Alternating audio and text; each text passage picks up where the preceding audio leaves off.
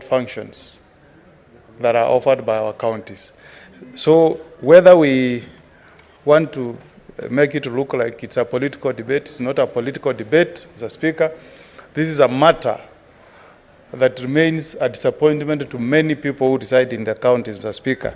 385 billion, that represents 25% of our last audited accounts, is not adequate to provide health care, provide water, take care of roads, build ECDs in our counties. So we must tell the Ruto administration that we are extremely disappointed, and the people of Kenya are disappointed that you are giving lukewarm support to devolution. It could have been something if you increase this to 407 billion. And Mr. Speaker, if you look at counties that have devolved systems, whether they are, you call them states or counties like in Kenya, the main purpose of having a Senate is to defend the counties or devolved states.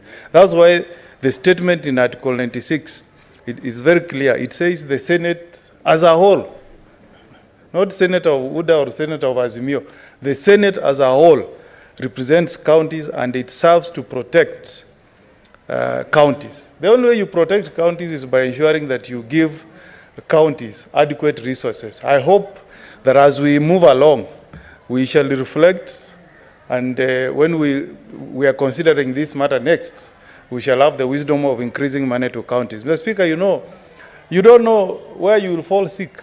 You would be visiting a county. Last time, Mr. Speaker, we were having Senate Mashinani. And the Senator, now Governor for makwiny, senators who are here last term can confirm. Senator Mutula Kilonzo fell seriously ill in Eldoret. And we were running around looking for a facility that has, a hospital that has facilities to attend to his urgent medical need. So, when we talk these matters, don't bring in politics. Look at it as a matter that affects all of us. We are also going to retire back to counties, Mr. Speaker. When I go to Nyamira on a weekend, I don't know when I will fall sick. So when I'm fighting for more money to go to counties, it's because myself and the people I represent, Mr. Speaker, want to receive more money so that we can have these facilities, Mr. Speaker. As we speak, Mr. Speaker, we had a meeting today with the NHIF. And because our hospitals are not adequately, resourced, our county hospitals, they don't have the facilities, the expertise. Most refunds from NHIF go to private hospitals. It's a tragedy, Mr. Speaker. And the people that all of us, my friend senators, distinguished senators, the people you represent don't want you to support, a system that is giving more money to Nairobi Hospital, to Aga Khan, or to Nairobi West. They want a system that is sending more money to the county hospitals, Mr. Speaker. And even these developed countries, even if you go to Britain, the UHS, the money that the government spends is to ensure that facilities in public hospitals are functional, consultants and those hospitals, so that the citizens of those countries can receive adequate treatment in those facilities. I hope, Mr. Speaker, going forward, we will audit these services. This has been a debate since devolution. Every successive government, Mr. Speaker. You go to agriculture, Mr. Speaker, the Ministry of Agriculture, just for policy, has got more money. Look at what you are getting here for fertilizer subsidy. And this is, I wish the Senator for Nandi was here. This is money we are supposed to give to the county of Nandi so that our food security is taken care of. We need to give more money to fertilizer subsidy, other than policy. We have heard about policy since independence, Mr. Speaker. What we need now is money to go to counties so that our farmers can be supported by county government so that we have good food security. Mr. Speaker, I'm a bit sad with the way we are approaching this idea of industrial parks. Mr. Speaker, the idea behind industrial parks was that we'll have something like an aggregation of centers, Mr. Speaker, whereby we can gain from the economies of scale, Mr. Speaker, whereby maybe the region of Omogeni, the region of Kisumu County, Migori County, Kisii County, even my neighbor, Kericho County, will all have an industrial center in Nyamira. And Nyamira had been picked as the one representing the entire of that region.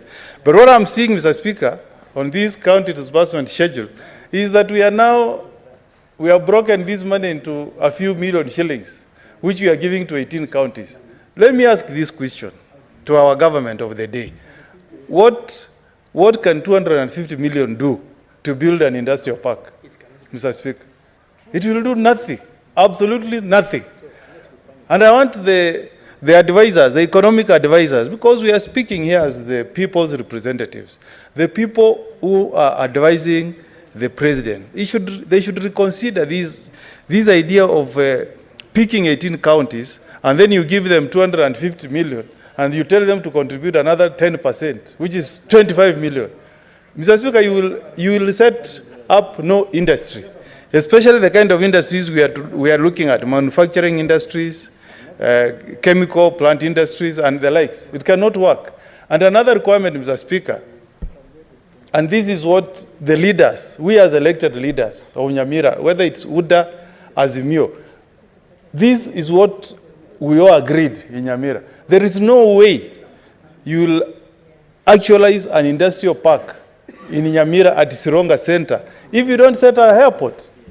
That's what the Ethiopians did. The Ethiopian government started by creating airports in areas where they wanted to set up industrial park. And they got support from World Bank. Then put in millions of dollars to set up those industrial parks.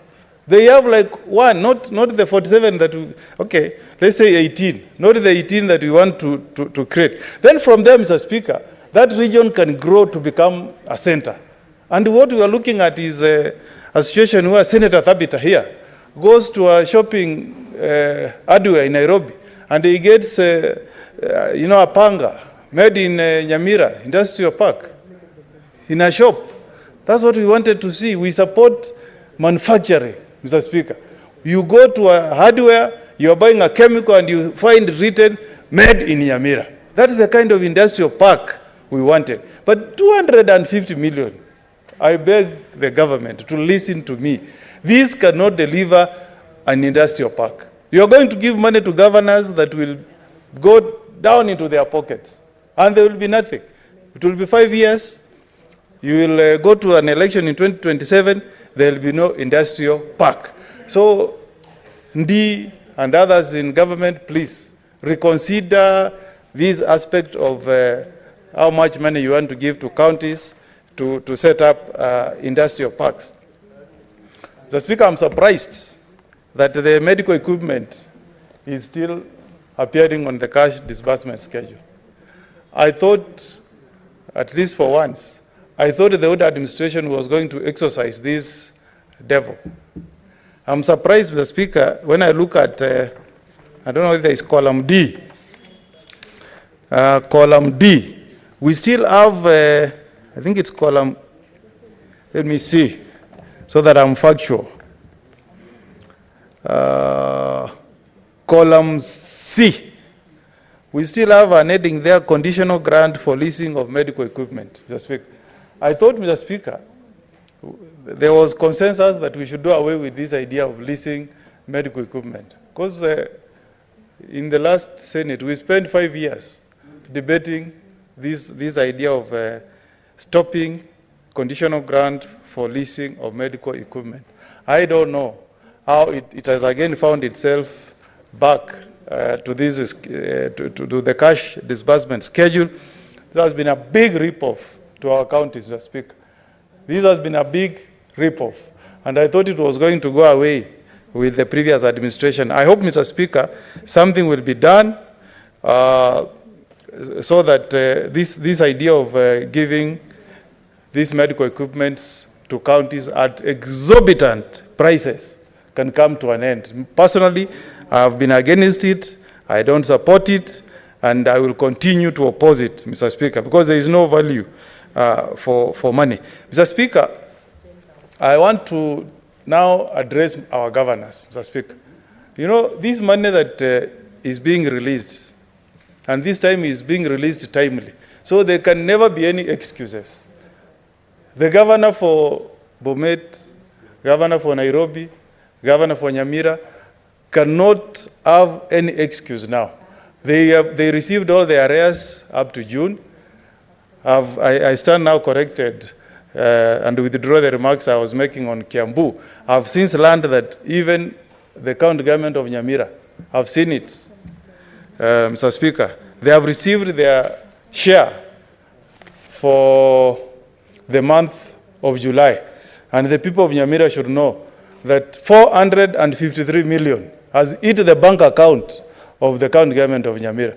But Mr. Speaker, this money has not been sent to Nyamira or to any other counties, so that we see governors walking around with the huge sums of money, doing arambes, or completing their floods and whatever. Mr. Speaker, please let our governors know that this money has been sent to counties so that we can have service delivery to the people who reside in our counties. We want drugs, and I appeal to the people of Nyamira. From tomorrow, you should start now going, if you feel uko na malaria kidogo, go to your hospital. There is enough money in Nyamira to provide services, Mr. Speaker.